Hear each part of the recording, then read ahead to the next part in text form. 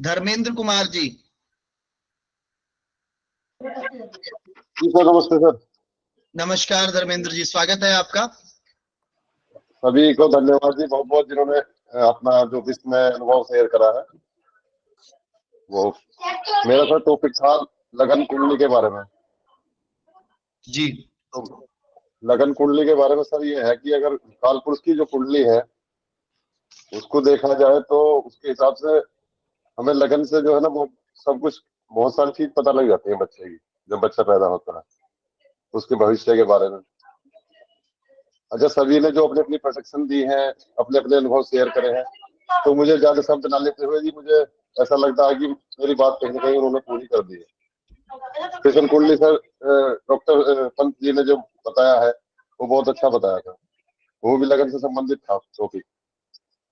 तो लगन कुंडली पे मेरा कहने का यही है, मतलब कि जो ज्योतिषी है सभी को जो है वैज्ञानिक दृष्टिकोण से भी लगन को या ज्योतिष को उस तरफ को भी लेके जाना चाहिए कि वैज्ञानिक दृष्टिकोण भी साथ में जोड़ना चाहिए उसके। और बहुत अच्छा लगा कि जो ज्योतिषी है वे बहुत ही अच्छे अनुभव और ज्ञान से मतलब समाहित है और वो अच्छे समाज में कार्य कर रहे हैं। मैं अपने शब्दों को जो है यही पे विराम देना चाह रहा हूँ। थैंक यू धर्मेंद्र जी, बहुत कम शब्दों में अपनी आपने बात रखी। नीता राय जी, स्वागत है आपका हमारे आज के इस सेशन में। जी सर, मैं आपसे लोग बोल रहे तो सब पूरी तैयारी से है, और मैंने भी कल ऐसी सोचा कि सबसे डिफरेंट सब्जेक्ट सोचा, तो भारतीय विद्या भवन में अष्टक वर्ग भी पढ़ाया जाता है, तो मैंने अपना सब्जेक्ट अष्टक वर्ग रखा। और जैमिनी भी अभी बोला लोगों ने, तो जैमिनी भी हम पढ़ चुके हैं। तो मतलब बहुत ही खुशी हो रही है, बहुत नॉलेज मिल रही है। सबसे पहले तो आपको बहुत बहुत धन्यवाद, शुभकामनाएं। बहुत बहुत धन्यवाद आप सभी का इस तरह का आयोजन करने के लिए। आगे भी हम इसमें पार्टिसिपेट करें और ज्ञानवर्धन सबका करें। चलिए, मैं अपने सब्जेक्ट पे आती हूँ। जो हमारा सब्जेक्ट है अष्टक वर्ग, ये भी भारतीय विद्या भवन में पढ़ाया गया। तो अष्टक वर्ग से हम कैसे कुंडली में देखते हैं, तो यहाँ नंबर, प्रत्येक ग्रह ना वो नंबर देते हैं। तो नंबर, सबसे ज्यादा नंबर होता है 56। उसके बाद उसमें जो है मैं जैसे लगन में किसी के उसमें पूरा आ जाता है, वो जो हमारा ऐप है ना उसके अंदर ही आ जाता है। वैसे तो हम यहाँ पे सीखे हैं निकालना और सारा कुछ कैलकुलेट करना और सब करना, तो ये बहुत ही लंबा है, बहुत ही ज्यादा, और एक गलती से सारी गलती हो जाती है। तो बहुत ही ध्यान के साथ करना होता है। बहुत ही अच्छा है और इंटरेस्टिंग है, इसीलिए मैंने इसको लिया। जैसे कि हम वैदिक से देखते रहते हैं, तो देखते देखते हमें लगता है कि कोई बच्चा पूछता है, जैसे मैं अभी संक्षिप्त रूप में जो भी बता पा रही हूँ, ठीक है, तो आप मुझे क्षमा करें। बट जैसे कंपटीशन के लिए कोई क्वेश्चन आता है, तो हम अष्टक वर्ग में कैसे देखते हैं कि सबसे ज्यादा नंबर 56 है, उसके बाद उसमें 29 नंबर होने चाहिए। अगर किसी का नंबर है लगन में 19 है, अगर 11 है, सभी ग्रह उसको नंबर देते हैं। तो जितने कम नंबर है वो स्ट्रांग नहीं है, अगर ज्यादा नंबर है तो बहुत बेटर है। जैसे कि आप एग्जाम्पल के रूप में राजीव गांधी की कुंडली ले सकते हैं। उनके लगन में ना 49 नंबर थे, तो इसी वजह से 49, सोचिए कितना माने अधिक नंबर है। तो उसी वजह से उनको अचानक सडनली सब कुछ प्राप्त हुआ और लगन को प्राप्त हुआ। तो इसी तरह हर एक ग्रह में, हर एक भाव में, प्रथम लगन है, सेकंड है, थर्ड है, हर भाव में नंबर मिलेंगे। तो 29 अगर नंबर वहां पे है तो बेस्ट है। तो उसी तरह अगर छठे, कंपटीशन के लिए कोई क्वेश्चन आता है, तो छठे भाव में अगर उसका है 44 है, तो हम बोलेंगे कंपटीशन में इसको सक्सेस बड़े आराम से मिलेगा। या फिर ये व्यक्ति ना कॉम्पिटेटिव नेचर का होगा, कि उसको कंपटीशन में मतलब हमेशा, या फिर वो लड़ाई करेगा तो जिद्दी प्रवृत्ति का होगा, मतलब हमेशा जीत के ही दम लेगा, ये है। तो उसी तरह सप्तम में अगर ज्यादा नंबर मिले हुए हैं, लगन में कम मिले हुए हैं, तो इसका मतलब है कि स्पाउस के आगे या फिर बिजनेस में आपका जो पार्टनर है उसकी ज्यादा चलेगी, क्योंकि लगन आप हो और सप्तम आपका स्पाउस है और आपका साझेदार है। तो इसी तरह से हम हर एक भाव में देखते हैं कि कितने नंबर मिले, उसी हिसाब से उसका जो है प्रिडिक्शन किया जाता है। जैसे चतुर्थ भाव, लोगों ने कहा सुख का भाव है। अगर हम शादी ब्याह करते वक्त देखते हैं कि हाँ, कारक और कारक को देखते हैं, उसके बाद कारक को देखते हैं और मेन प्लैनेट्स को देखते हैं विवाह के लिए, उसी तरह अगर हम चतुर्थ भाव को भी देखेंगे, क्योंकि वो सुख का भाव है, सुख के भाव में अगर अधिक नंबर है तो हम कहेंगे इसकी शादीशुदा जिंदगी कहीं से भी कोई दिक्कत है, चतुर्थ भाव में मुझे दिखता है नंबर ज्यादा है, तो मतलब उसकी जिंदगी अच्छी खासी चली जाएगी, ये कह सकते हैं, क्योंकि वो सुख के भाव में अच्छे नंबर लेके बैठा है। और सुख के भाव में यानी गाड़ी भी, बंगला भी, तो एक मैंने जल्दी से जल्दी प्रिडिक्शन देने के लिए, जैसे ऐप में कॉल आती है तो जल्दी से उसको बताना होता है, तो अष्टक वर्ग देख के हम बता देते हैं। इसी तरह मैंने सब्जेक्ट अपना ये भी डाला था ट्रांजिट, तो जो गोचर में है उसका भी अष्टक वर्ग में बहुत महत्व होता है। अगर शनि वहां से गोचर कर रहा है जहां पे आपको बहुत ज्यादा नंबर मिले हैं तो अच्छे फल की प्राप्ति होगी, और अगर कम नंबर मिले हैं वहां पे, जैसे कि 17-18 मिले हैं, तो वो जो पूरा संघर्ष पूर्ण जाएगा उसका ट्रांजिट। तो इस तरह से हम ट्रांजिट में अष्टक वर्ग का महत्व देखते हैं और उसके नंबर के हिसाब से, और इसी तरह से प्रस्तारक वर्ग भी सिखाया गया था और सर्वाष्टक वर्ग।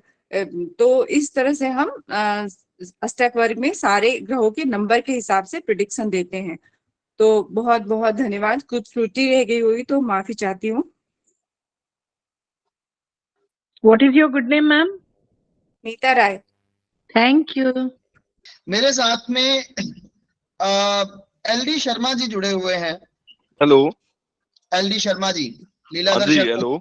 हाँ जी, नमस्कार, स्वागत है हाँ आपका। जी, प्रणाम प्रणाम सर। जी जी, स्वागत है। जी सर, मैं एक टॉपिक पे बात करना चाहूंगा। जैसे किसी कुंडली पे अपन उपाय करवाते हैं ज्योतिष दृष्टिकोण आधारित पे, तो उपाय काम नहीं करते। ठीक है, ज्योतिष खुद आ जाता है उपाय करवा के, लेकिन उपाय काम नहीं करते हैं उसके, जब तक खुद उपाय करके हार जाती है, चाहे लड़की हो चाहे लड़का हो। उस सिचुएशन में अपन क्या करें ताकि उसको लाभ मिले? तो उसमें सबसे सटीक एंड सबसे सिद्धि एक ही है, बजरंग बाण का 108 बार पाठ और अनुष्ठान किया जाए पूर्णिमा और अमावस के दिन। अगर पूर्णिमा के दिन शनिवार या मंगलवार का दिन आता है, या अमावस के दिन मंगलवार या शनिवार आता है, तो उस दिन रात्रि में 108 बजरंग बाण का पाठ किया जाए तो 101% उसको फायदा मिलेगा। हेलो। जी जी जी, कंटिन्यू कीजिए। जी, तो इसमें मैं ये बताना चाहूंगा कि मैं एक माफी चाहता हूँ आपसे। एक बजरंग बाण में भी क्या है, एक 10 दोए काट दिए गए हैं। अभी जो नॉर्मल अपन बजरंग बाण पढ़ते हैं तो उसमें क्या है कि 10 दोए कटे फटे हैं, तो वो संपूर्ण नहीं है। अब इसमें ओरिजिनल बजरंग बाण का अपन उपयोग करते हैं तभी उसको फायदा मिलेगा। तो ओरिजिनल बजरंग बाण गीता प्रेस गोरखपुर की है, एनी अदरवाइज है नहीं। जी जी। और दूसरी मेरी एक बात है कि आजकल प्रॉब्लम चल रही है नौकरी की। युवाओं को नौकरी नहीं मिल रही है, तो उसके लिए भी अपन आदित्य हृदय स्तोत्र का या सूर्य के उपाय है या मानक स्टोन पहना दिया है, उसके बाद भी नौकरी नहीं लगती है।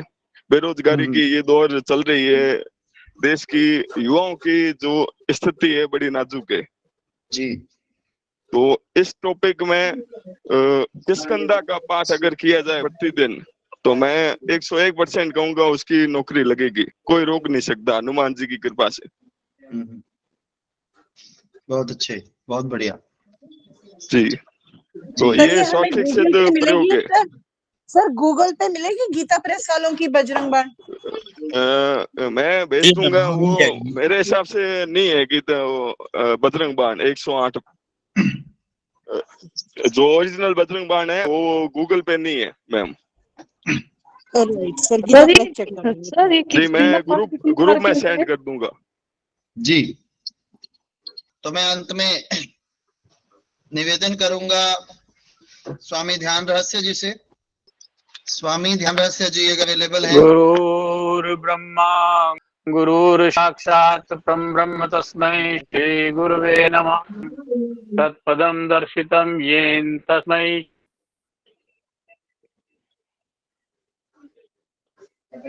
श्री गुरुवे नमः।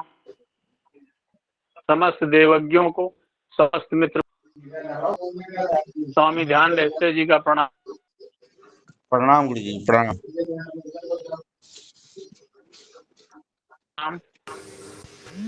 आशीर्वाद, शुभाशीष।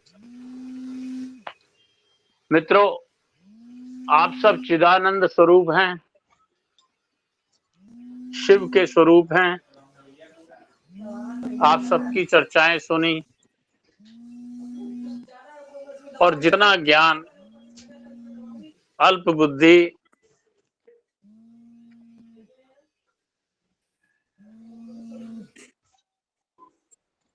गुरुओं से मिला, अभी चर्चा चल रही थी सब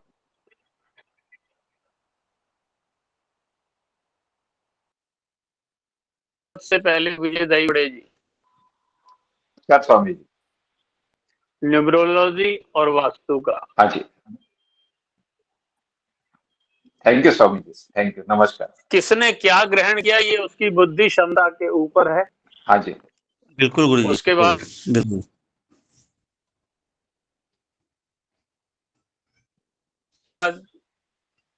डॉक्टर ललित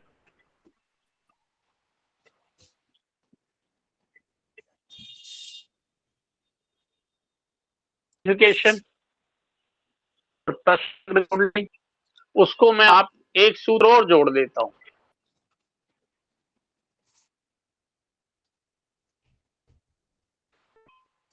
यदि भी जाता है, कुंडली दिखाने आता है, तो उसकी कुंडली बनाने के साथ साथ आप गोचर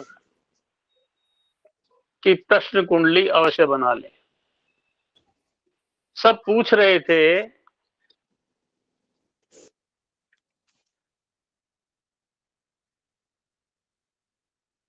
कि कैसे पता लगेगा कि सामने वाला यजमान सही भाव से आया है, वाकई शंकाओं के समाधान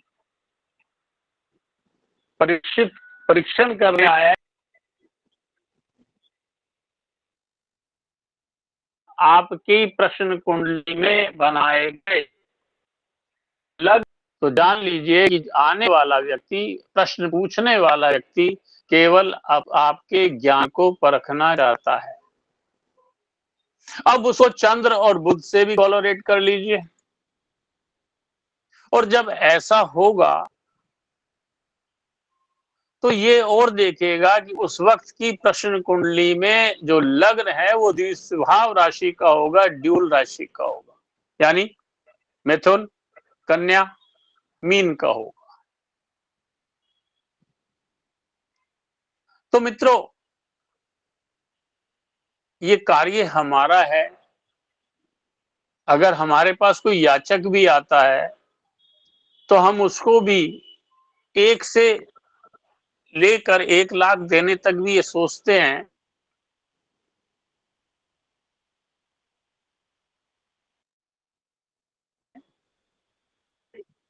कि वास्तव में वो उसका अधिकारी है या नहीं है, वो उसके योग्य है या नहीं है। तो हमें इन चीजों का ध्यान रखकर अपनी प्राच्य विद्याओं को सुरक्षित रखना और अपमानित न होने देना भी दायित्व हमारा है। उसके बाद शबनम जी ने 7 चक्रों की बात की। मित्रों, मंत्र देना और लेना बहुत बड़ी, मंत्रों का वितरण हो रहा है। मुझे ऐसा लग रहा है कि 100 रुपए किलो आलू बिक रहा है, 200 रुपए किलो गेहूं बिक रहा है, 300 रुपए किलो बर्फी बिक रही है। जिसकी जितनी सामर्थ्य हो दो और ले जाओ। 7 चक्रा कुंडलनी शक्ति को जागृत करके 7वें चक्र यानी सहस्त्रधार तक पहुंचने का मार्ग इतना सरल नहीं है। जन्मों जन्म बीत जाते हैं और फिर उसके उपरांत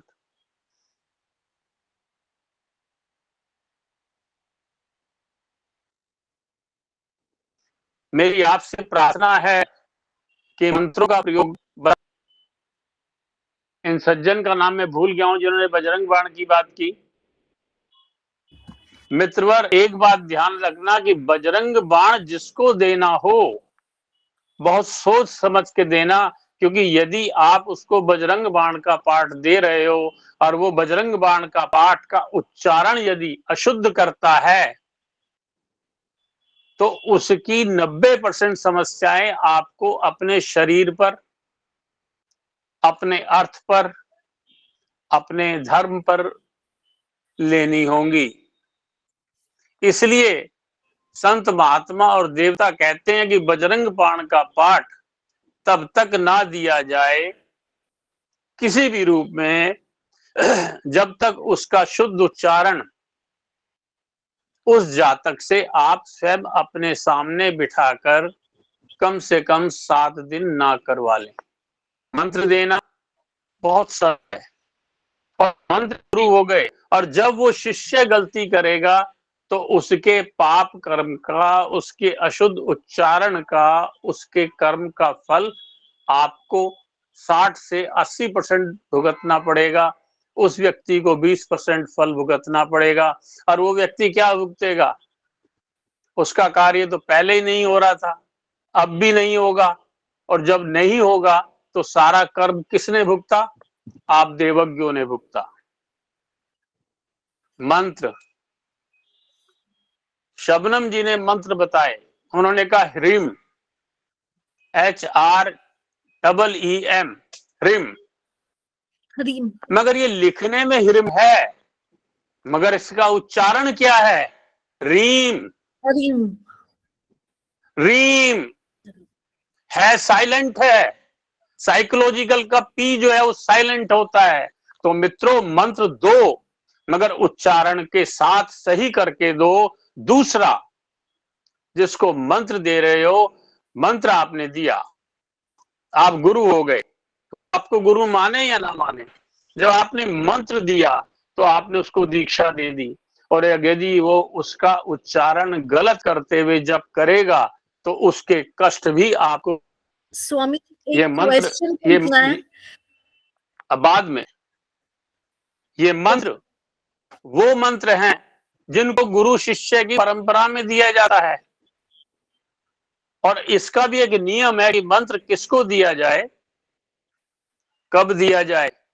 मंत्र देने वाले को, मंत्र लेने वाले की पहले कसौटी कसनी होगी, परीक्षा लेनी पड़ेगी कि वो इसके ग्रहण करने के लायक है या नहीं है।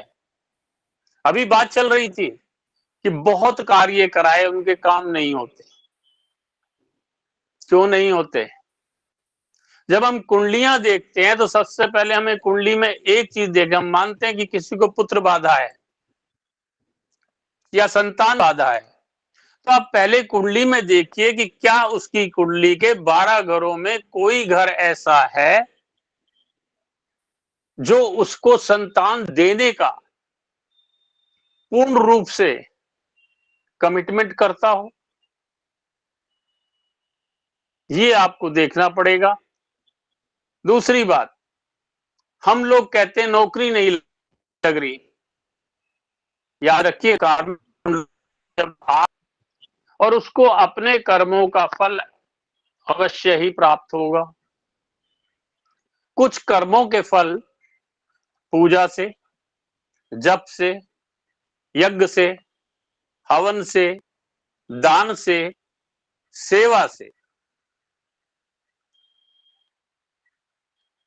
कष्टों का निवारण हो सकता है, क्योंकि उसकी कुंडली में वो कमिटमेंट है या नहीं है, ये आपको देखना पड़ेगा। और मान लीजिए एक व्यक्ति की कुंडली में संतान योग है ही नहीं, तो उसको संतान कैसे प्राप्त होगी? और वहां यदि मैं प्रयास करना शुरू करूं तो जिसको विधाता संतान नहीं देना चाहता उसको हम देवज्ञ संतान कैसे दिला सकते हैं? आपने सुना होगा लोग 5-5 बार IVF करा चुके हैं और फिर भी उनको संतान नहीं हो रही। कारण ये यही है, हम लोग, अब कुछ लोगों की कुंडलियों में संतान योग है, मगर दत्तक संतान योग है, अपनी संतान का योग नहीं है।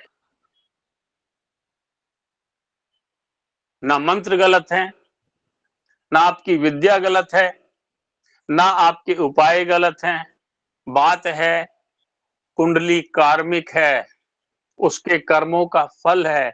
अगर आज हम लोग स्वस्थ हैं, हमारा मान है, सम्मान है, यश है, तो वो हमारे कर्मों के आधार पर है, हमारा कार्मिक है। और यदि आज अपमान है, लोग गाली दे रहे हैं, लोग बुराई करते हैं, लोग निंदा करते हैं, तो वो भी किसी और का कर्म नहीं है, वो भी हमारा कर्म है, वो भी हमारी कार्मिक अवस्था है। बहुत सुंदर बात कही थी निवेदिता जी ने कही, या किन्होंने कही थी कि अष्टम भाव, द्वादश भाव। लीलाधर जी अपना माइक बंद कर दीजिए। आप एक चीज जानिए, मोक्ष। और एक बात किसी ने कही थी, वो मैं याद नहीं आ रहा किसने कही, कि हम मोक्ष को लेके जाएंगे। मोक्ष का अर्थ क्या है? मोक्ष का अर्थ क्या है? सर डिटैचमेंट, अपनी डिजायर्स को अंत करना। नो, जब आपकी इच्छाएं समाप्त हो जाएं और जीवन शेष हो तो मोक्ष है। और आप मर रहे हैं और इच्छाएं बाकी हैं तो आपका मोक्ष नहीं हुआ। चाहे आपका केतु 12वें में बैठा हो, चाहे 8वें में बैठा हो। अध्यात्म कहने की वस्तु नहीं है। अगर मैंने मां के दर्शन किए तो उसके रूप का बखान मैं कर सकूं, ये संभव नहीं है। उसके गुणों को संभव है, उनको गुणों को वर्णित करना मेरे वश की बात तो नहीं है। बात आ रही थी हिमांशु जैन जी और एएस मुजफ्फरनगर से। उन्होंने कैसे पता लगे कि घर में कुछ बुरा। अब हिमांशु जैन जी, आप तंत्र से और तांत्रिकों की बात करते हैं, पिक्चर वालों को, बॉलीवुड को आपने दोष दे दिया। ये कलयुग का समय है, अब ठग ज्यादा हैं, ये मानने वाली बात है। आप गुरु गोरखनाथ जी को मानते हैं और कहते हैं गुरु गोरखनाथ जी के पास जितना भी तंत्र था वो भगवान शिव के द्वारा दिया हुआ था। रावण, दत्तात्रेय, इन सबको भगवान शिव ने तंत्र दिया है और उच्च कोटि का तंत्र दिया है। आप भी तंत्र करते हैं। आप दाढ़ी रखो ना रखो, केश बढ़ाओ ना बढ़ाओ, केश बढ़ाना इस बात का घोतक नहीं है कि बहुत बड़े तांत्रिक मानते हैं अपने आप को। हमारे यहाँ कहते हैं, गुरु ग्रंथ साहब में भी कहा गया है कि रोम रोम विच राम बसदा, रोम रोम विच राम बसदा। और अगर रोम रोम में राम बसता है तो फिर जो राम के हो गए, जो राम से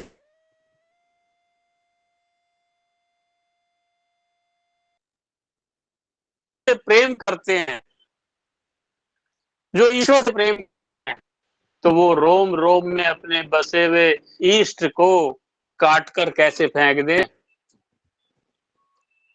दाढ़ी रखना, और दाढ़ी कोई आज नहीं रख रहे, बाल कोई आज नहीं बढ़ाए, युगों युगों से ऋषि मुनि बढ़ाते आए। राजा महाराजा दाढ़ी रखते थे। हाँ, किस अवस्था में दाढ़ी रखना चाहिए और किसको रखना चाहिए, ये एक अलग विषय है। मित्रों, टीका टिप्पणी नहीं कर रहा मैं, जो वास्तविकता है वो बताने का प्रयास कर रहा हूं। गुरु गोरखनाथ जी का तंत्र करने वाले भी तो तांत्रिक हैं और तांत्रिकों को बदनाम किया गया है। और याद रखिए, जितने इस वक्त यहाँ 100 व्यक्ति जुड़े हुए हैं और बैठे हुए हैं, और जितने 100 अरब लोग इस दुनिया में हैं, हर व्यक्ति तांत्रिक है। तांत्रिक का अर्थ क्या है? आपके शरीर में तंत्र है, 16,108 मुख्य नाड़ियां हैं, वो तंत्र है। 8 मुख्य नाड़ी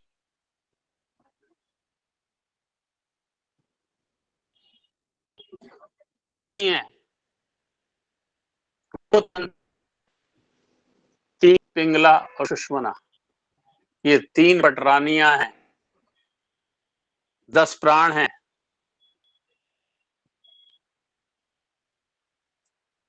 5 मुख्य प्राण हैं, 5 उप प्राण हैं। और जब हमने इतने बड़े इस तंत्र को धारण किया गया, हमारे शरीर में रक्त का संचार 180 किलोमीटर प्रति सेकंड के हिसाब से होता है। और जब वो रक्त हमारे शरीर में दौड़ता है, बात आई थी ब्लॉकेज की, रक्त बाधित होने की, हार्ट अटैक होने की। कारण क्या है कि हमारे शरीर में इतनी तंत्रिकाएं हैं, यदि उसको खोलकर बिछा दिया जाए तो इस पृथ्वी को 7 बार लपेटा जा सकता है।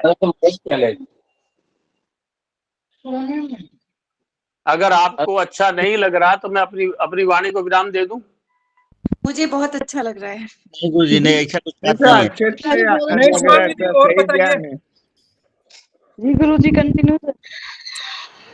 तो हमारे शरीर की जो नाड़ियां हैं, उनको धारण करने वाला कौन है? हमारा मन, बुद्धि और सर्वोपरि आत्मा। कहते हैं जब वाणी मौन हो जाएगी तो मन बोलता है। अध्यात्म पे आता हूं थोड़ा सा। जब वाणी मौन हो जाए तब मौन बोलता है। कौन सा मौन? जब वाणी मौन हो जाए तो मन बोलता है। और जब मन मौन हो जाए तब बुद्धि बोलती है। और जब बुद्धि मौन हो जाए तब आत्मा बोलती है। और जब आत्मा मौन हो जाए तो केवल परमात्मा बोलता है और कोई नहीं। तो बोलो मेरे साथ, नमः शिवाय। माइक मत खोलिए पर बोलिए नमः शिवाय, नमः शिवाय, नमः शिवाय। मित्रों, नमस्ते। हमें तो देखना एक ही चीज है, कुंडली, प्रश्न कुंडली, हस्तरेखा। हस्तरेखाएं हर 6 महीने में नई बनती है और पुरानी मिट जाती है, मगर 3 रेखाएं ऐसी हैं जो कभी नहीं मिटती। मस्तिष्क रेखा, हृदय रेखा और भाग्य रेखा, जीवन रेखा कह दीजिए जिसको। ये हाथ कहते कराग्रे वस्ते लक्ष्मी, कर मध्य सरस्वती, कर मूले ब्रह्मास्त्र, प्रभाते कर सुदर्शनम। इन हाथों में ही तो पूरा का पूरा ब्रह्मांड विराजमान है। और आपके इस पूरे शरीर में 108 ब्रह्मांड विराजमान है। और 108 ब्रह्मांड को चलाने वाली तंत्रिकाएं भी आप में विराजमान है। और आपकी आत्मा बुद्धि और इंद्रियों के साथ मिलकर उसको संचालित करती हैं। तो तंत्रिक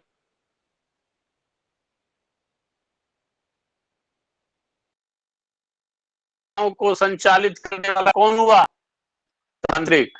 दुनिया में हो रहे हैं। तांत्रिकों से घृणा क्यों की जाती है? क्योंकि भय का वातावरण बनाया गया। आप कहते अघोरी, आपका एक मंत्र है जो मैं आज पकड़ लिया मैंने, रीम। शबनम जी, नियोजिता जी, ध्यान से सुनना इस बात को। रीम सात्विक मंत्र भी है। रीम सात्विक मंत्र है। रीम राजसी मंत्र है। रीम तामसी मंत्र है। रीम शाबरी मंत्र भी है। रीम अघोरी मंत्र भी है। और अघोर सात्विक रूप से भी होता है और तामसी रूप से भी होता है। ये तो आपके ऊपर निर्भर करता है कि आपको किस रूप में लेके चल सकते। और अघोर का मंत्र क्या है? अघोर का मतलब क्या है? आप कहते हो ओम नमः शिवाय, ओम लग गया तो पूर्ण सात्विक हो गया, नमः शिवाय राजसी हो गया, और शिवाय नमः तांत्रिक मंत्र हो गया। वैदिक मंत्र भी हैं, बीज मंत्र भी हैं। और एक बात जानता हूं, एक बात चली थी कि सर्वोपरि मंत्र, याद रखिएगा, इस संसार में सर्वोपरि कोई नहीं है, सब सर्वोपरि हैं। शबनम जी अपनी जगह सर्वोपरि हैं, निवेदिता जी अपनी जगह सर्वोपरि हैं, विजय दही बड़े जी अपनी जगह सर्वोपरि हैं, हर व्यक्ति सर्वोपरि। और मंत्र जहां भगवान राम शिव को प्रणाम करते हैं और कहते हैं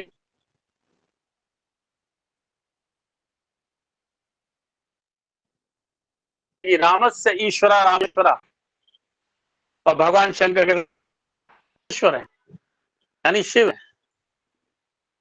और शिव कह रहे हैं जिसके ईश्वर राम है वो रामेश्वर है। तो कभी छोटा बड़ा नहीं, और सर्वोपरि मंत्र एक ही है।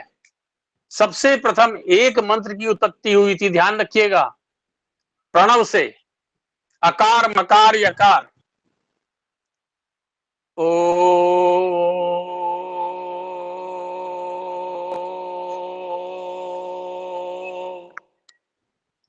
ये मंत्र आप हर मंत्र से पहले लगाते, मगर ये मंत्र कहाँ लगना चाहिए, कहाँ नहीं लगना चाहिए। अब मैंने देखा है लोग जय चंडी पाठ करते हैं, ओम जयंती मंगला काली भद्र, अरे ओम कहाँ लिखा है? वहां तो जयंती मंगला काली भद्रकाली कपालिनी दुर्गा क्षमा शिवा धात्री स्वाहा सदा नमस्ते। और फिर कुछ लोग क्या करते हैं, चंडी पाठ कर रहे हैं, जयंती मंगला काली भद्रकाली कपालिनी दुर्गा क्षमा शिवा धात्री स्वाहा सदा नमस्ते हरिओम नारायण। ये गलतियां मत कीजिए। एक नारी है, उसको समझ लीजिए, वो शिव की शक्ति है। महाप्रकृति का एक प्रकृति भाग है इस संसार में, नारी रूप। संसार में दो प्रकृति हैं पहले जो महाप्रकृति ने पैदा की, एक पुरुष प्रकृति और एक नारी प्रकृति। मगर नारी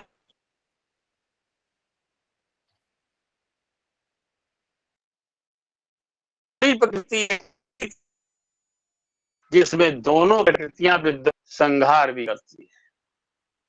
मित्रों, मेरा एक ही निवेदन है, आपने सबने कहा, बहुत सुंदर कहा, शब्दों पर अपनी पकड़ बनाइए,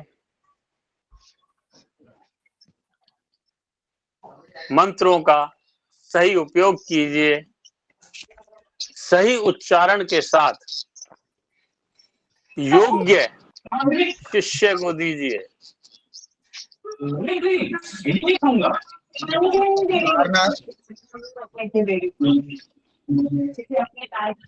और अगर यदि आप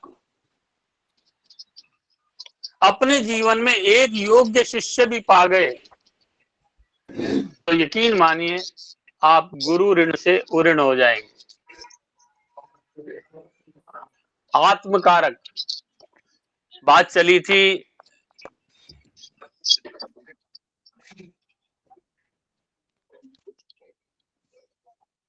कौन बता रहे थे मुझे ध्यान नहीं, और प्रश्न क्या था शायद जो आवाज,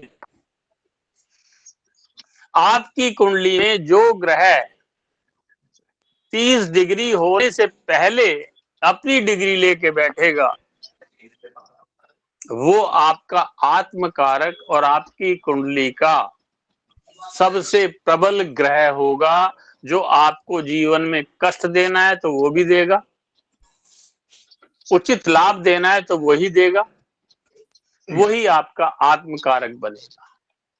बात है कि चक्कर जब बिगड़ जाते हैं हमारे आचरण के कारण, हमारे आहार के कारण, हमारे व्यवहार के कारण, हमारी वाणी के कारण,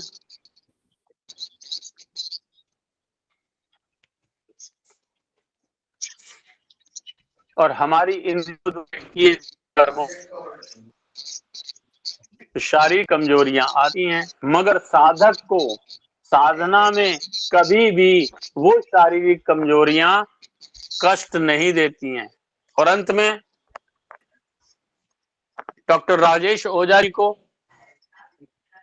डॉक्टर ललित पंत जी को ज्योतिषपुंज ग्लोबल फाउंडेशन में संरक्षक बनाए जाने की हार्दिक शुभकामनाएं देता हूं और आशा करते हैं कि ज्योतिषपुंज ग्लोबल फाउंडेशन में सम्मिलित होकर अपने पदानुरूप हम सबका मार्गदर्शन करते रहेंगे। जहां जहां आवश्यकता होगी, जहां जहां मेरा सहयोग वांछित होगा, मैं भी आप लोगों के साथ रहूंगा। आप सब लोग यहाँ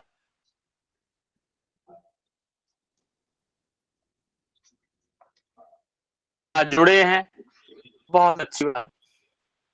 अब मैं एक बात कहता हूं, उनको कोई सर्टिफिकेट नहीं दिया जाएगा तो कितने लोग इसको स्वीकार करेंगे?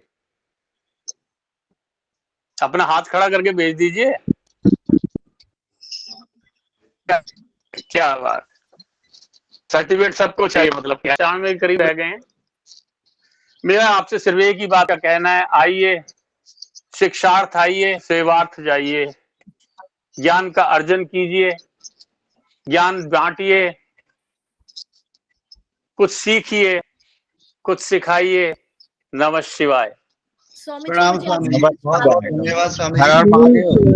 जय श्री राधे राधे। सर मुझे स्वामी जी को कुछ बोलना है। ब्रह्म मुरारी सुराचित लिंगम निर्मल भाषित शोभित लिंगम जन्मज दुख विनाशक लिंगम तत् प्रणमामि सदा शिवलिंगम। कुछ अनुजा, कुछ बहनें, कुछ भाई कुछ कहना चाह रहे थे, कहिए। वो गुरुजी, मैं तो फर्स्ट टाइम बोली हूँ and I am still a student, सीख रही हूँ। मुझे अच्छा लगा, मेरी अच्छी इंटेंशन थी कि मैं स्विच वर्ड्स दे रही थी। नहीं, और बहुत मुझे पता है आपको नहीं, खुश आपने करने के लिए कुछ आपने मंत्र बहुत डाले बढ़िया थे। किया। लेकिन अब वो मेरे से गलती हो गई फिर से। लेकिन अभी मैं बच्चे हूँ इस फील्ड में और मेरी इंटेंशन बिल्कुल प्योर है, तो भगवान जी मुझे कोई पनिशमेंट नहीं देंगे, आई एम श्योर। नहीं, जितने ऐसे नहीं, कुछ आपको आज आपको मार्गदर्शन मिल गया, ये शायद प्रभु की इच्छा थी जी। शबनम जी, ये शायद जी। प्रभु की इच्छा थी कि आज आप बोले। और मैं सर आपको स्वामी जी, जब आपने लास्ट टाइम बोला ना हिंदी में बोला करो, तो मैं बड़ी सोच रही थी मैं कैसे बोलूंगी, लेकिन मैंने कोशिश की मैं पूरे हिंदी में भी बोलूं आप ही के लिए, और फिर भी मेरा उच्चारण नहीं, हिंदी की बात नहीं, मुझे हिंदी इंग्लिश दोनों आती है। मुझे हिंदी इंग्लिश पंजाबी दोनों ये है, 2-3 भाषा आती है, ठीक है ना। इंग्लिश की बात नहीं, बात उच्चारण। सर जब इंग्लिश में कमांड हो ना, हिंदी की प्रोनाउंसिएशन शबनम जी, अभी हम इसको आगे बढ़ाते हैं। वो बात नहीं।